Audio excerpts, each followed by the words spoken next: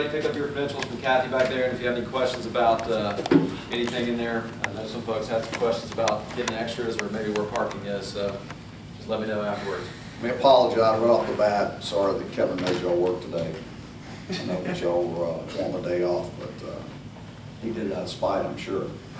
So, you know, so we've already gone back and looked at the film from the other night and put the thing to bed, made the corrections that we needed to correct, and have now moved on and are concentrating on A&T. So, but I'm sure that most of your guys' questions are going to be from the game the other night. So let's go ahead and get these addressed. Do you have any more clarity about what exactly went wrong in the red zone, especially with Marquise interception?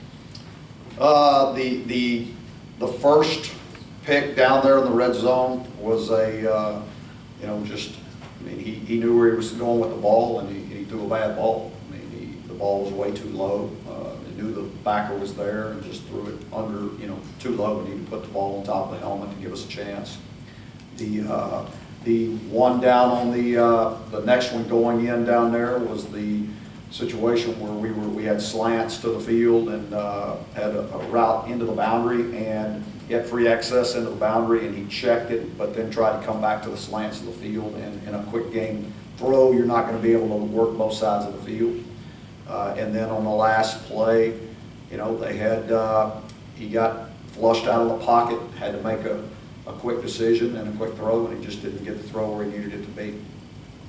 So all three of them, you know, not good things. I mean, we you know, talked about going into the game, especially in an early game of the year, where, you know, turnovers are going to be the difference in the game, turnovers and penalties, and they were. Going back to last season, he's kind of struggled the past 3 games in a row. Really hasn't really played all that well since at Duke last year. Do you see any kind of common threads or any trends in these past 3 games for him? I haven't gone back and looked at last year's games on it, you know, but we're aware of what we've done.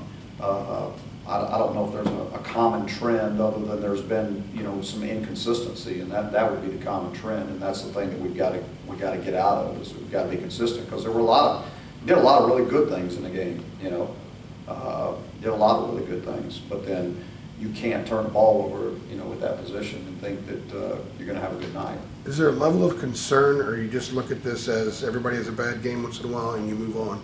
Well, I'm always concerned. I'm concerned about everything. So, you know, I mean, but we move on. I mean, we move forward. We make the corrections, and we expect them to get corrected, and we expect them not to be made again. That's what we expect. He missed some other throws. He was behind Bug a few times and overthrew Ryan a couple of times. What did you like that Marquise did the other night? Well, he made a lot of really good throws. I mean, he made a lot of really good throws. He made good decisions. Most of those runs that we had are all run option to pass, and he made good decisions to run the football at the time that we ran them. And then there were times that he pulled it out and threw it that were good decisions. So it was not a total, you know, game where he couldn't throw it or he couldn't make good decisions. It just boiled down to there were probably 3 or 4, you know, the one he threw behind Bug was a coverage situation. The backer dropped into the coverage, and so he threw it behind him instead of waiting for him to come open in the second window. He tried to get it to him too quick. Have teams tried to defend him any differently since he had so much success early last year? I don't think so. I mean, they were, you know, the other night pretty basic in what they were doing, and it was not, you know, they weren't going to fool you into thinking they were doing something different. I mean, it was pretty basic. The interceptions he threw in the end zone, what options were those? In other words, like, was that his first option, second option, third on his? On both of them in the end zone, it's like the third option. Okay. With those red zone opportunities, and you haven't looked at the game tape, not that you could foresee that somebody's going to throw that many picks, but in terms of who was working for you that night and how effective Elijah was, would his number get called more frequently in that situation if you had it to do over? If I could do it over, I'd do a lot of things differently, you know. But I don't get the option to do that. I mean, but that's the great things that you guys get to do that we don't. And sure, you could say, heck, we had 60-something plays. We could have handed it to Elijah 60-something plays, you know, if that. I mean, in that window? Yeah, I could have called, we could have called a different pass, we could have called a different run, we could have called a lot of different things. But the ones we called, we had prepared for, and we felt good about those calls, or we wouldn't have made those calls in the game. We expected them to be successful, you know, and unfortunately they weren't. Is that a situation where you've scripted plays, or, you know, have a space? No, we don't script them for the, but we have, I mean, we have, you know, a game plan for the red zone, or we have a game plan for the score zone, and we have a game plan for goal line, and we work the 3 or 4 plays that we're going to work down there, and that's what we do. How much conversation have you guys had as coaches about Elijah's workload, particularly when it's 3rd and 3 late in the game and he's not on the field at the 3-yard line? How much conversation? Yeah, like maybe, how much did it? y'all discuss his workload in the last game, the fact he only got 12 carries, and Oh, what yeah, that means going you forward? look how productive as he was in the game. You say, you know, we want to make sure he get the ball in his hands, you know, so many times a game, and, you know, if he's healthy and running well and productive, then we need to get the ball to him more, there's no doubt. You know, so in that situation, you know, it was the 3rd and 1 that he, I don't know what he reeled off, about 30-something yards there, and that's when he came out of the game, going in on that last series. And then we were in a hurry-up mode, you know, at that point, and we didn't get him back into the game. Well, I mean, if you look at the replay on TV, he's half onto the field, 4 or 5 steps onto the field with Right, Coach Porter, and then they but pull we're him in a back. because we're in a hurry-up mode, Yeah. and we can't substitute in a hurry-up mode. Was that a personnel package issue? No, no. No, he had taken him out because he got, you know, the whatever, how long was the 3rd and 1? 29, I think. 29 yards. He broke about 4 tackles there at the end of it. So we got him out, get him a breath, and we had planned on putting him back in. But we went into hurry mode, so we don't substitute in that mode. Is that a lesson to be learned, of maybe slowing things down and making sure you have the guy you want in there at the right time? Yeah, I guess.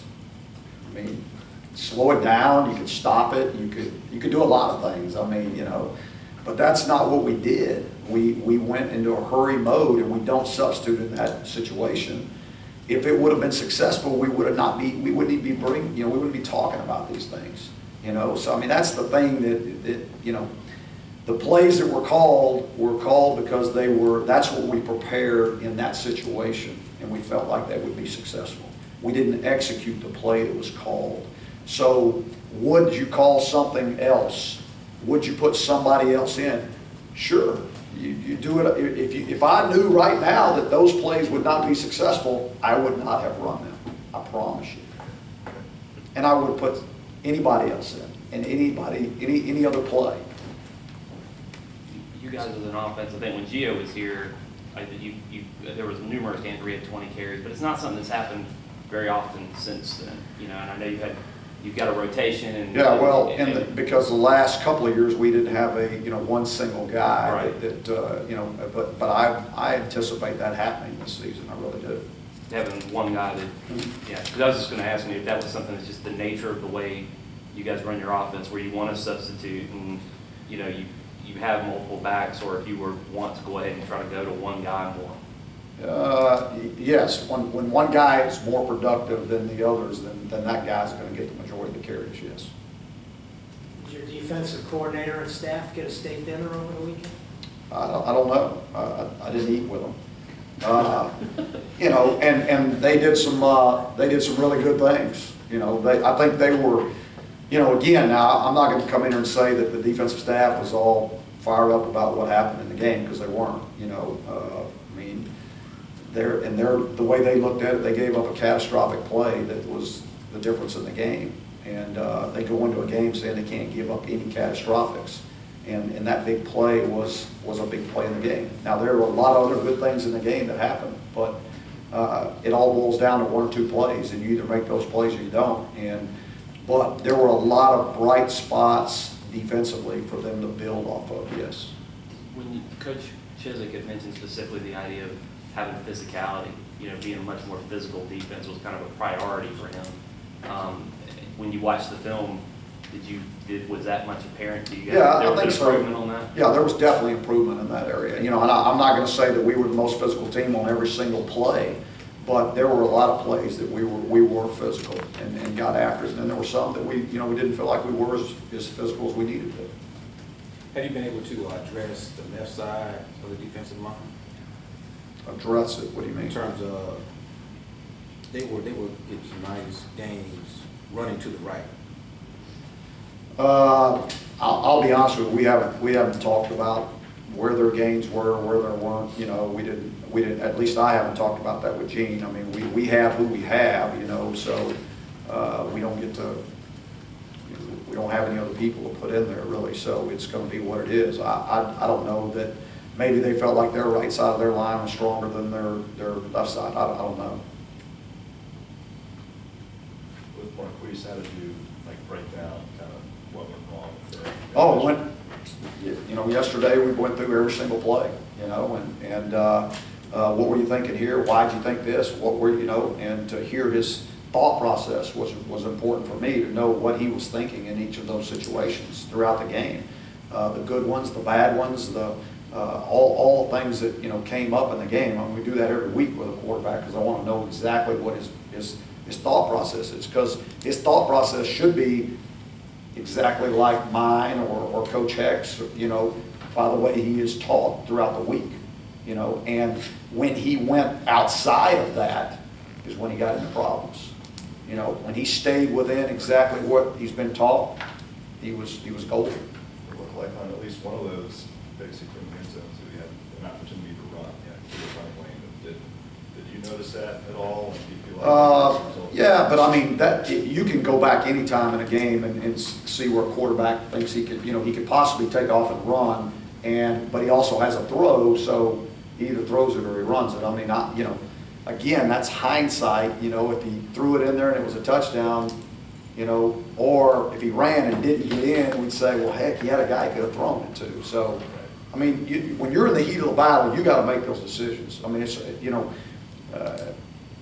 if you're in an option offense, which I've been in before in my life, you could go back on the film and you could say, oh gosh, I wish he'd pulled it here. Or, oh gosh, I wish he'd handed it here. Oh gosh. And you could say that for 40-something plays in the game. But quarterback's got to make those decisions. And he's got to make them in the heat of the battle. He's got to make them like that. So we live with it. So we coach him up and we live with him making those decisions. And with what we do offensively, where a lot of our runs are also tagged with passes, he has to make that decision like that quickly. And sometimes you look at the film, you go, I wish he would have thrown it here. Sometimes I wish he would have run it here. But you could what if yourself to death in those situations. He's got to do what he thinks is right at that time. What did you see on film as far as the line had some procedure penalties that for a group with so many veterans you don't want to have, obviously? Yeah, we had some issues up front with communication. I would say we had one where we had John Heck was lined up too deep in the backfield on that third long that we converted, and the rest of them were all communication problems that we have addressed and ironed out. Didn't feel like out of camp that we had any issue whatsoever in that area, and it came up that night. So we've got to get that changed. You got an A&T team coming in here that played down last weekend, but obviously has to feel good about its first week's performance. Oh, I would imagine they do. I mean, they were dominant in just about everything they did. They they've been picked to win their league again. I believe they won it last year, right? Yes. I believe. Okay. And so I would imagine they'll come in here with a lot of confidence, and they'll come in here expecting to win a football game. Have you cultivated any kind of a relationship, given their coach is a UNC alum? Has there been any paths crossing? No, I don't know Rod. I know who he is, and obviously know he played here and has coached here in the past, and have tremendous respect. I know he's done a tremendous job over there at A&T in turning that program, and so he's very well respected in the coaching profession. How much is a game like what?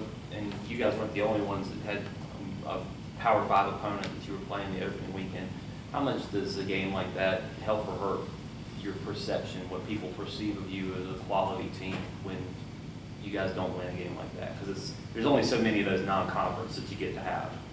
Yeah, you know, you either play a Power 5 conference or you play down. You know, is basically what the way it works these days. And when you play a Power 5 conference, you take the risk of what happens, you know, in your opening game the other day. And so, I don't know. I mean, I didn't feel like going into that game was going to define who we were as a football team one way or the other. You know, I had, in my mind, already had plans of if we won the football game, how we were going to have to respond. And if we didn't win the football game, how we were going to have to respond. Excuse me. So, you know, the perception of it, you played a good football team and you had opportunities to win the game and you didn't get it done. So you go back as a team, you say, okay, well here's where we feel like we are as a football team. We had plenty of opportunities to win this football game. If we do this, we win the football game, you know. So then you build off all the good things, you get the bad things corrected, and hopefully we're a better football team this week than we were last week. And how did the guys handle the weekend? I mean, it was a frustrating loss, and then you have a couple extra days before you're back in a game routine. How did they handle the aftermath? I think good. You know, I mean, time will tell. I mean, my expectations for them were that, you know, yes, they were going to hurt because they put a lot into it and wanted to win a football game. You know, the things that, you know, were to, okay, you got about 24 hours that you get to deal with it, and that's about it. And then you got to put it to bed, and we got to get better, and we've got to be a better football team. And so hopefully that's what we're doing. Did you give them days off though? They had Saturday off. Saturday Yes. off. Yeah. So it's basically we're back to a normal week for us now. So we practiced yesterday and you know, made all the corrections and then started on A&T yesterday. How much of a role do you have, like, in the nitty-gritty of play calling in a game? Is that completely up to Seth, or are you making suggestions, or what's the dynamic between? Yeah, it just depends on what's going on and the timing of it. If it's moving, there's not a lot to be said. You know, if I start talking, that's clutter on the headsets between him and the, you know, so if there's a timeout or the ball stopped or something like that, that's a different situation. Most of the conversation all happens in between series, you know, with, okay, now this is what happened, this is what I saw, this is what I think we need to try to do this next series, you know, those kind of things, and talking through situations in the game. But when it's being called and it's going, you're flowing right now in the flow, and it's, you know, the speed of the game is going, you know, I try to stay off the line as much as possible because that creates problems when you do that. At this stage in his development, is Elijah capable of carrying the ball 25 times a game and staying on after a long run? Oh, I think so. Yeah, I think so. You know, again, it depends on, is it the first play of the series that he has a long run? Is it the sixth play of the series? I mean, it just depends on, you know, Larry's got to have that feel. I can't sit there and watch Elijah Hood and determine what Elijah Hood is doing in the game. Larry Porter handles that, and he's the one who watches him and knows when he needs a break and when he doesn't. Anybody else? All right. Thank you very much. Thank you. TVs can stay, and then writers can